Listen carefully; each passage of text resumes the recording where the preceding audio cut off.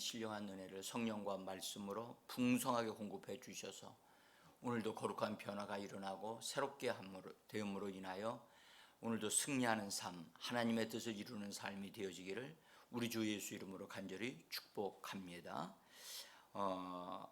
이제 저희는 우리들의 삶 속에 일어나고 있는 고난에 대한 부분들을 이번 주에 이렇게 같이 살펴보면서 오늘은 믿는 자에게 연단이 있는 이유에 대해서 말씀을 드리고자 합니다. 예수를 믿으면 고난이 없고 모든 것이 평탄하고 순조롭게 되어지고 그러면 얼마나 좋겠습니까? 근데 예수 믿는다고 해서 고난이 도망가지를 않더라고요.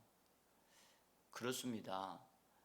예수 믿으면 고난이 없어지는 것이 아니라 오히려 더 우리가 예수 믿는 사람들에게 고난이 어떤 의미가 있는가를 더 깊이 알게 되어지고 또 고난을 어떻게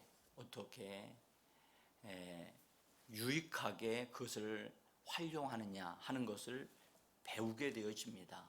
그래서 오히려 고난이 내게 유익하게 되어진다는 것을 깨달으면서 고난을 즐길 줄 아는 자, 고난을 서핑할 줄 아는 자, 그래서 고난을 통하여 유익을 창출하는 그런 적극적인 하나님의 사람으로 예수 그리스도를 믿게 되어지면 그런 사람으로 세워지게 되어집니다. 오늘 말씀에 하나님은 사람의 마음을 연단하신다 그렇게 말씀하고 있습니다. 도가니는 은을, 풀무는 금을 연단한다. 연단하는 종류가 다르죠. 근데 하나님은 사람들의 마음에 있는 부분들을 깊이 다루시고 마음을 온전케 하시기까지, 그래서 그 사람의 근본 깊은 부분을 바르게 세우시는 그런 하나님이심을 우리에게 말씀하고 있습니다. 자, 믿는 자에게 연단이 있는 이유는 첫 번째로 믿는 이들에 대한 하나님의 목표가 위대하시기 때문에 그러합니다. 하나님의 목표는 다만 예수를 믿어 구원만 받게 되어지는 수준에 있지 않습니다. 우리가 구원을 받은 사람들이 하나님의 아들의 형상을 본받는 자 되어지도록 하나님이 계획하셨기 때문에 그 계획에 걸맞는 그 훈련을 시키시고 그런 하나님의 아들의 형상을 본받는 것이 실제적으로 되어지기 위해서 하나님께서는 우리를 단련하십니다. 그래서 고난이 그리스도인들에게 있는 것입니다. 이것을 알게 되어지면 우리가 이 땅에 사는 그런 기간까지는 정말로 예수 그리스도의 형상을 본받는 그런 하루하루가 되어지는 것이 하나님의 뜻이라는 사실을 알면서 우리는 매일마다 변화가 필요하고 변화되어져 간다는 사실을 우리가 알 수 있게 되어집니다. 로마서 8장 29절에 보면 이렇게 말씀합니다. 우리 한번 같이 읽어보겠습니다. 하나님이 미리 아신 자들을 또한 그 아들의 형상을 본받게 하기 위하여 미리 정하셨으니 이는 그로 많은 형제 중에서 맏아들이 되게 하려 하심이니라. 자, 여기에 그의 아들의 형상을 본받게 하기 위하여 미리 정하셨다. 이미 예수를 믿고 구원받게 되어지면 그 사람은 어떠한 사람이 되어질 것이라고 하는 게 이미 정해져 있어요. 정해져 있어서 예수를 닮아가고 예수의 형상을 그대로 본받고 새겨지고 그 예수님을 그 모양 자체, 형상 자체, 성분 자체를 그대로 닮아가도록, 이 닮아간다는 말은 그냥 비슷하게 된다는 얘기가 아니라 그분과 같은 수준으로 되어진다는 거예요. 그러니 여러분, 어떻게 사람이 죄인이었던 우리가 죄 없으신 하나님의 아들이신 그분을 그렇게 닮아갈 수 있겠습니까? 사람으로서는 불가능합니다. 그런데 하나님이 될 수 있는 모든 것을 다 준비해 놓으셨습니다. 그것이 어떻게 되냐? 하나님의 아들이신 그리스도가 하나의 모판과 같아요. 모판과. 그래서 자기 자신을 샘플로 이렇게 딱 내어 주신 거예요. 그리고 말씀을 우리에게 주셨어요. 말씀. 하나님의 말씀은 영이요 생명입니다. 그래서 말씀을 우리가 받아들이고 말씀을 얻어 누리면 말씀이 육신이 되어 오신 예수를 닮아갈 수 있도록 되어져 있어요. 이것이 놀라운 비밀이에요. 그리고 그 역할을 할 수 있도록, 그것을 충분히 도울 수 있도록 돕는 자 성령님을 보내주셨다는 거예요. 여러분, 예수님이 사람의 형상으로 이 땅에 잉태되어지고 태어나실 때 그 과정을, 모든 것을 일일이 다 돕고 그렇게 되어지도록 하신 분이 누구냐? 성령 하나님이라고 성경은 말씀하고 있습니다. 말씀이 육신이 되어지도록 역사하신 분이 성령이십니다. 이 놀라우신 분이 우리에게 오신 거예요. 무엇이든지 가능할 수 있게 하시는. 그래서 감히 죄인이었던 우리가 하나님의 아들의 형상을 입을 수 있다? 예, 넉넉히 입을 수 있습니다. 그러나 예수 믿는 사람들이 그것을, 하나님의 계획을 알고 그것을 얻어 누리기 위하여 뛰어들지 않기 때문에 그것이 이루어지지 않는 것이죠. 하나님은 모든 준비를 다 해놓으셨습니다. 여러분, 이 말씀을 진정 믿는다면, 여러분, 아들의 형상을 본받는 자, 아들의 형상을 본받기 위하여 미리 정하셨다. 그리고 그 아들이신 그분이 부활하셔서 맏아들이 되셨다. 여기서 맏아들이 됐다는 말은 그 다음에 있는 형제들이 있다는 것을 말씀하고 있는 겁니다. 그러니까 우리는 남자든 여자든 그것은 부활의 세계에서는 의미가 없어요. 그래서 예수님을 맏아들로 삼으신 하나님은 예수님의 그 다음에 형제들이 되어지도록 우리를 지금요 그렇게 영광스러운 사람들로 다시 조성되어지고 세워지게 하기 위하여 하나님의 성령을 보내주신 겁니다.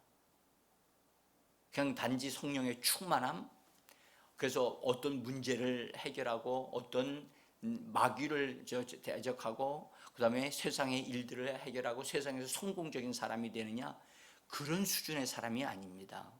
우리는요 하나님의 아들과 같은 수준에 있는 사람으로 우리의 내면이 우리의 모든 부분들이 다시 재구성되어지도록 하나님께서 우리를 불러내신 겁니다. 이 부분은 얼마나 귀한 것인지 정말 감사하고 감격하지 않을 수가 없는 일이에요. 그래서 우리가 죄인 되었던 삶을 살았던 사람들, 죄의 습관을 가지고 있고 죄의 성향을 가지고 있었던 우리들이 스스로 그런 것을 잘 버리지를 않기 때문에 하나님께서는 그것을 알게 하시고 보게 하시고 버리도록 도와주셔서, 우리가 믿음으로 그런 것들을 정리할 때 성령께서 도와주셔서 그것들을 정리하고 하나님의 것으로 덧입을 수 있는 그런 놀라운 것들을 준비하고 계신다는 것입니다. 오늘 예수님의 형제들로 세워지려면 우리의 내면에 있는 것들이 그분의 것으로 새롭게 되어지고 또 우리 안에 물들어지고 그래서 놀라운 변화와 성장이 우리 안에 반드시 있어야만이 우리가 예수님의 형제들이 되어질 수 있습니다. 그래서 우리에게요 말씀을 주신 것이고 성령을 주신 이유입니다. 그래서 로마서 8장 17절에는 이렇게 말씀합니다. 자녀이면 또한 상속자 곧 하나님의 상속자요 그리스도와 함께한 상속자니 우리가 그와 함께 영광을 받기 위하여 고난도 함께 받아야 할 것이니라. 여기서 고난도 함께 받는다고 하니까 우리는요 예수 믿어서 나가서 이렇게 선한 일을 하거나 어떤 것을 함으로 인해서 핍박을 받는 어떤 것을 생각할 수 있습니다. 예, 그것도 일부는 속합니다. 그러나 더 중요한 것은요, 여러분들 우리가 예수 그리스도의 어떠하심에 참여하는 하나님의 사람들이 되어져야만 하기 때문에 우리에게는 우리 자신의 어떤 변화가 필요합니다. 우리들이 스스로 알지 않습니까? 예수 믿고 구원받았어도 여러분들 우리에게 있어서 변화받을 것이 너무 많아요. 성품의 변화, 인격의 변화, 언어의 변화, 우리들의 마음의 어떤 깊은 부분들이 다 좀 드러나서 버릴 것은 버리고 새롭게 할 것은 새롭게 하는 그런 은혜가 있어지기를 저는 원합니다. 구원받은 사람이라고 해서 즉시로 마음과 몸이 여러분 천사와 같이 되어지는 게 아니거든요. 사람은 영혼 몸을 가지고 있습니다. 영은 성령님에 의해서 새롭게 태어나고 부활의 생명이신 예수님의 생명이 우리 안에 들어와서 우리로 하여금 의에 이르게 되어졌고 그래서 이제 우리는 거듭난 생명을 가진 성령의 사람이 되어졌으면 틀림이 없습니다. 자, 로마서 8장 10절에는 이렇게 말씀합니다.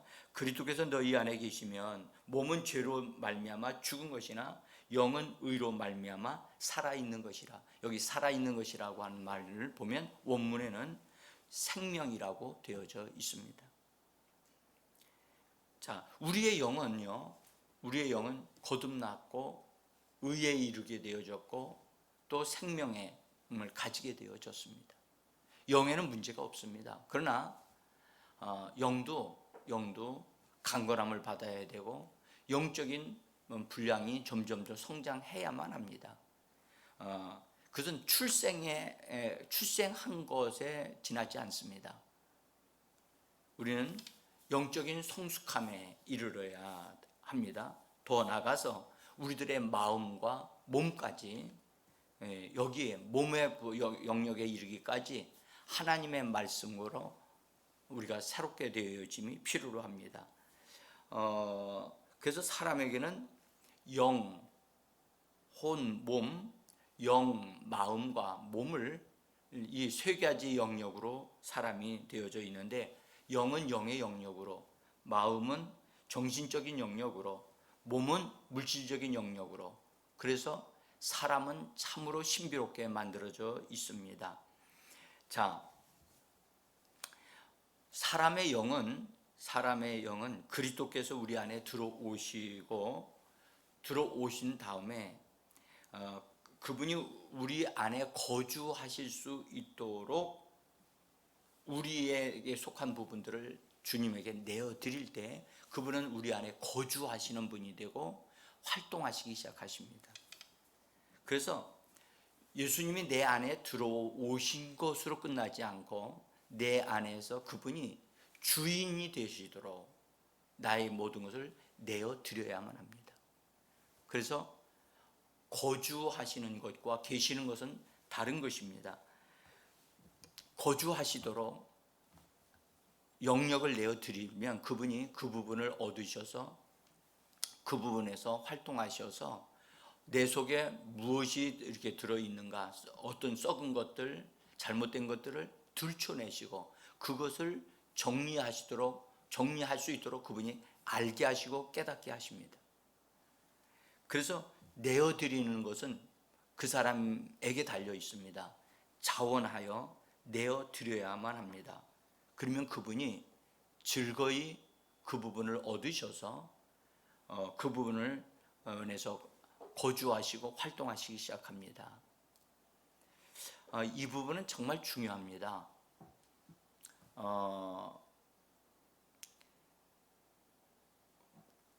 결혼 생활을 하게 되어질 때 두 부부가 같이 사는 것이 참 좋죠. 근데 시부모님을 모시는 일이 이제 생기게 되어지면 상당히 부담스럽습니다. 그래서 결혼한 사람들이 부모님을 이렇게 모시려고 하지 않는 이유가 그런 것인데요. 부모님을 모신다 하더라도요, 마음에 즐거움으로 모시는 것과 불편해서 그 못마땅해서 하게 되어지면 말이나 행동에서 그런 부분이 막 드러나요. 그러면 시부모님들이 그것을 금방 알아요. 금방 안다고요. 그래서 내가 이 집에서는 못 살겠구나. 그래서 부모님들이 마음에 어떻게 결정을 하시고 어렵지만 우리 나가서 살아야 되겠다 하는 이야기를 하시게 됩니다. 여러분, 부모님을 어른들을 모시는 것도 어려운데요. 내 안에 하나님이신 그리스도 성령이 내 안에 들어오신다는 거예요. 정말 이거요 엄청나게 불편한 겁니다. 불편함이 느껴져야지 맞아요. 근데 우리 주님이 우리 안에 들어오셨을 때요, 그분은 완전한 인격자이시기 때문에 성령께서는 내 안에서 나를 힘들게 하지 아니하십니다. 우리가 자원해서 이 방 쓰십시오. 마음대로 하십시오. 그래서 시부모님에게 그 방, 제일 좋은 방을 탁 내어드리고 불편하지 아니하시도록 탁 해드리면 부모님도 기쁘게 거기 머무시면서 같이 사시지요. 여러분, 주님이 우리 안에서 거하시도록 하기 위해서요, 우리가 반드시 해야 될 것은 자원함으로 즐거움으로 내어드려야 됩니다. 주의 영이 내 안에 거주하시도록이요, 그냥 있는 존재로가 아니라 비잉 상태가 되는 게 아니고요, 거주하시는 겁니다. 거주하시도록. 이건요, 여러분들 기도하실 때 반드시 하셔야 돼요. 그리고 진정으로 그렇게 원하셔야 돼요. 주님이 내 안에서 사시옵소서. 내 양심에 개입하셔서 내 양심에 무엇인가를 알게 하시고 보게 하시고 느끼게 하소서 하고 내어드리셔야 돼요. 사람이요, 사람을 대할 때도 인격적으로 대하해 주기를 사람은 원해요. 그렇죠? 우리 하나님도 마찬가지입니다. 하나님은 우리가 무례하게 하나님을 대하기를 원하지 않으십니다. 정말 사랑함으로, 존경함으로 그분이 내 안에서, 그분이 주인이 되시고 내 안에서 왕이 되시기를 우리가 원할 때 그분이 그렇게 편안하게 그분이 활동하시기 시작하십니다.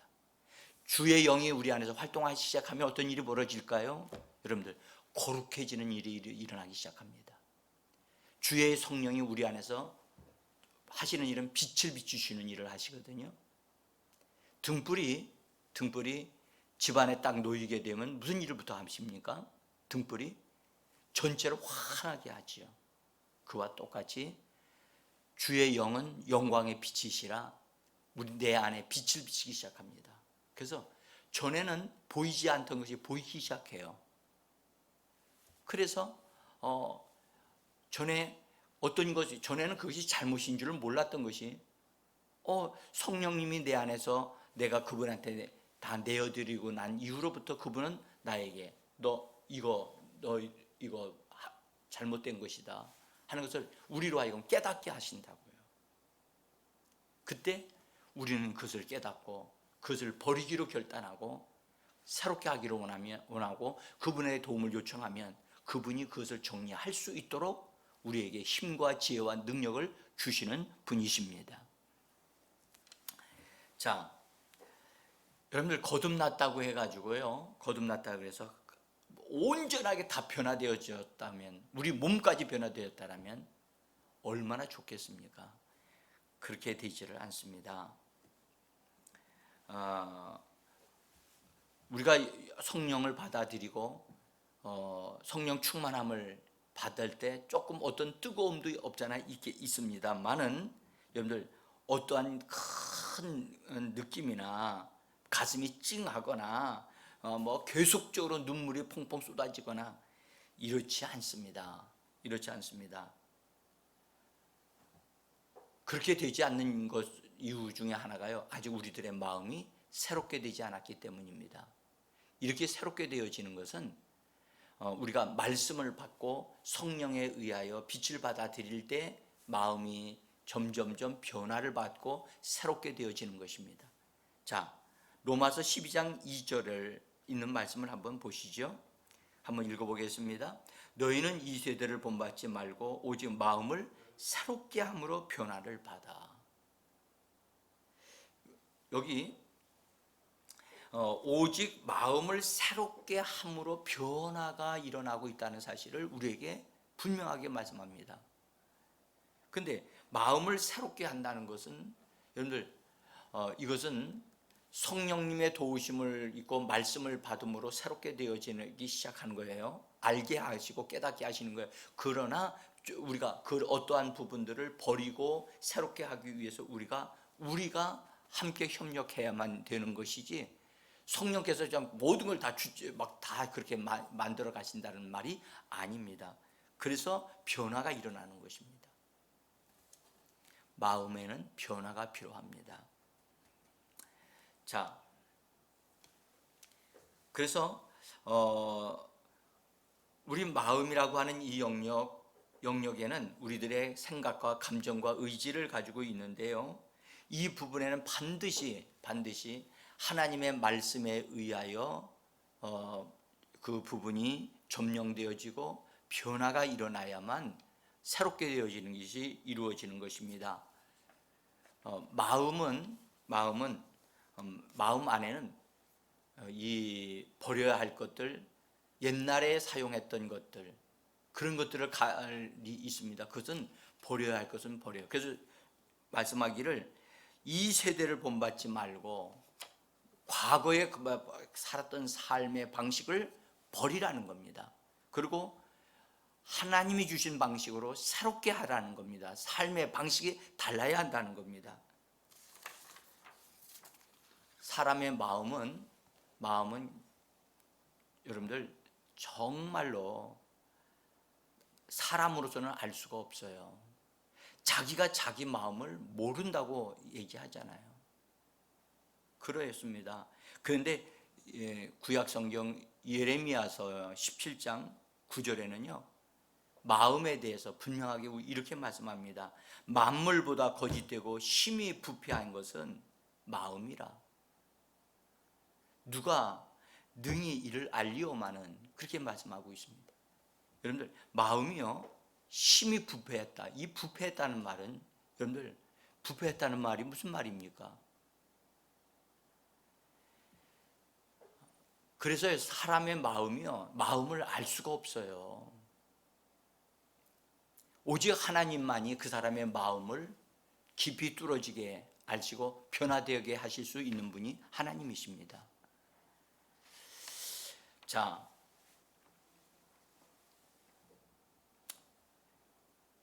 여러분들, 우리 안에 예수님을 모셔드렸지만 그분이 내 안에서 사시도록 해야만 합니다.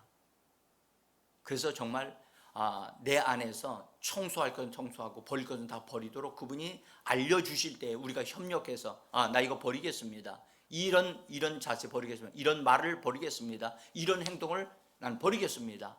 성령님 도와주옵소서. 그래서 어떤 과거에 했던 어떤 그런 것들을 버리는 것들이 우리는 계속 있어야 됩니다. 여러분, 집이 깨끗해지려면 어떻게 해야 깨끗해집니까? 집이 깨끗해지는 방법은요, 버리는 겁니다. 버리는 겁니다. 아, 이거 우리가 비싸게 주고 산 건데, 근데요, 안 쓰면 버려야 됩니다. 안 입는 옷은요, 지난 겨울에 안 입는 옷이 있어요. 저 어제도 집사람을 통해서 안 입는 옷들을 정리하자 해가지고 이렇게 지난 겨울 지나면서 안 입었던 것을 다 해가지고 버리려고 다 내놨어요. 여러분, 한 번 안 입는 것은요, 보면 안 입어요. 그거요, 아깝다고 가지고 있으면 여러분들 장소만 차지할 뿐입니다. 버리셔야만 합니다. 버리는 걸 잘하는 사람이 깨끗하게 사는 겁니다. 집안 깨끗하고 깔끔하게 하려면 버려야 됩니다.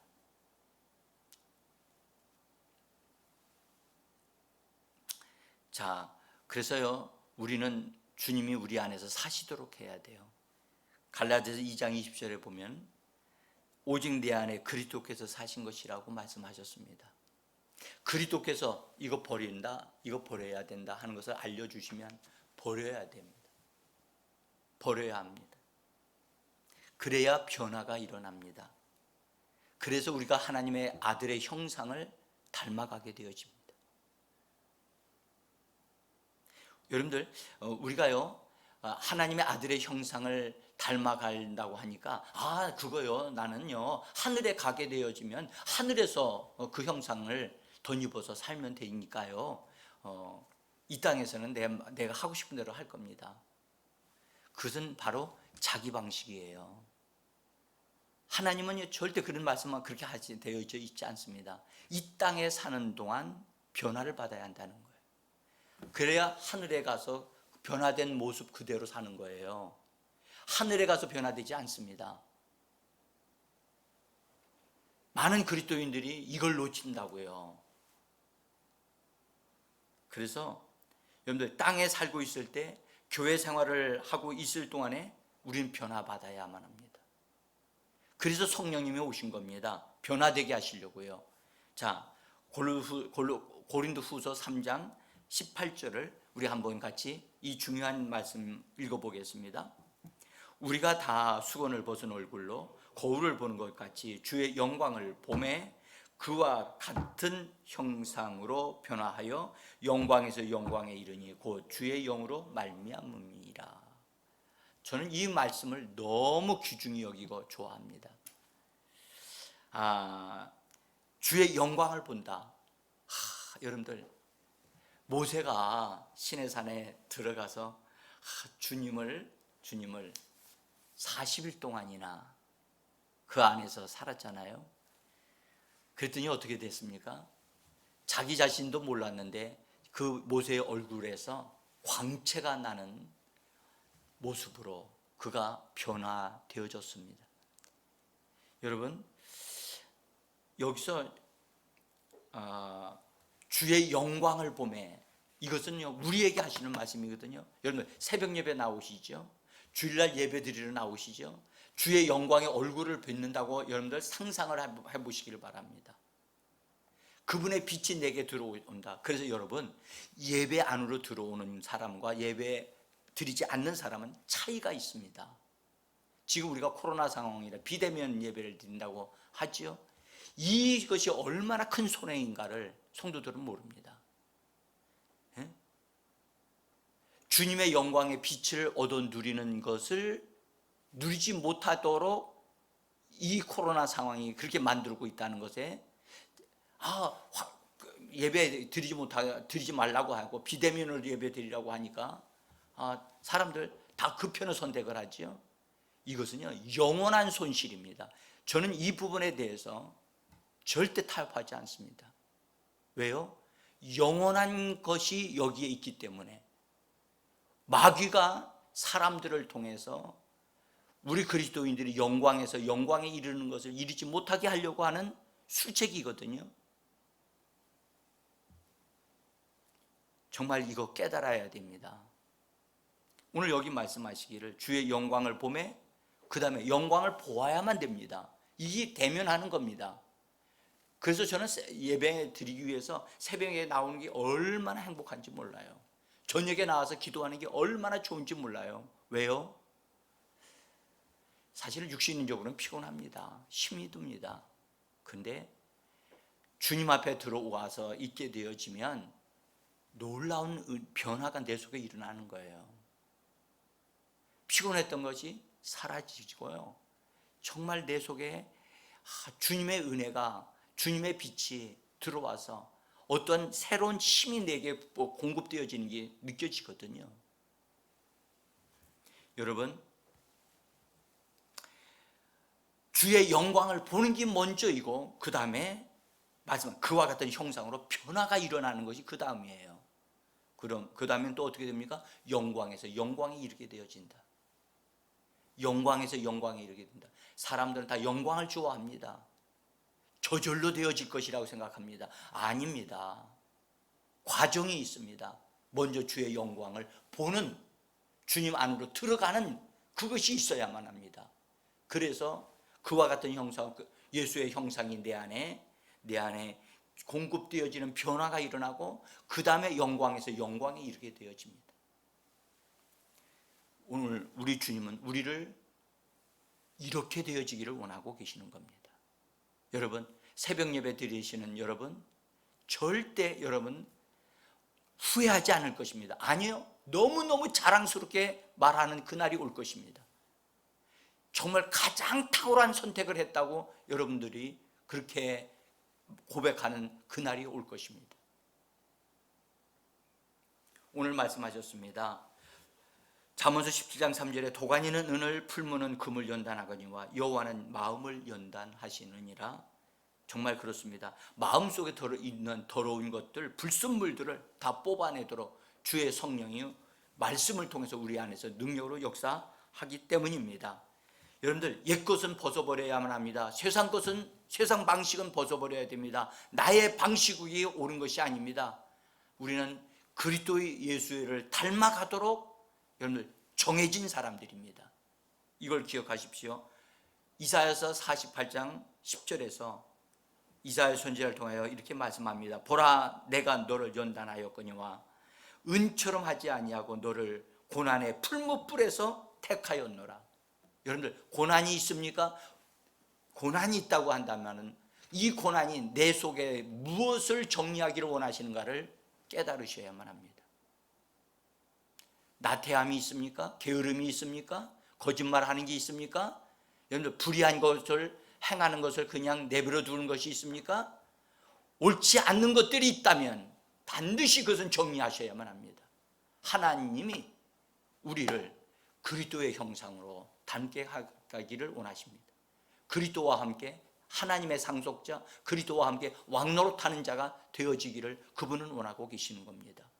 그래서 그 수준에 이르지 못하게 하는 것들을 다 제거하기 위하여 고난을 도구로 삼으셔서 우리를 영광의 사람으로 만들어 가시기를 원하시는 겁니다. 사랑하는 성도 여러분,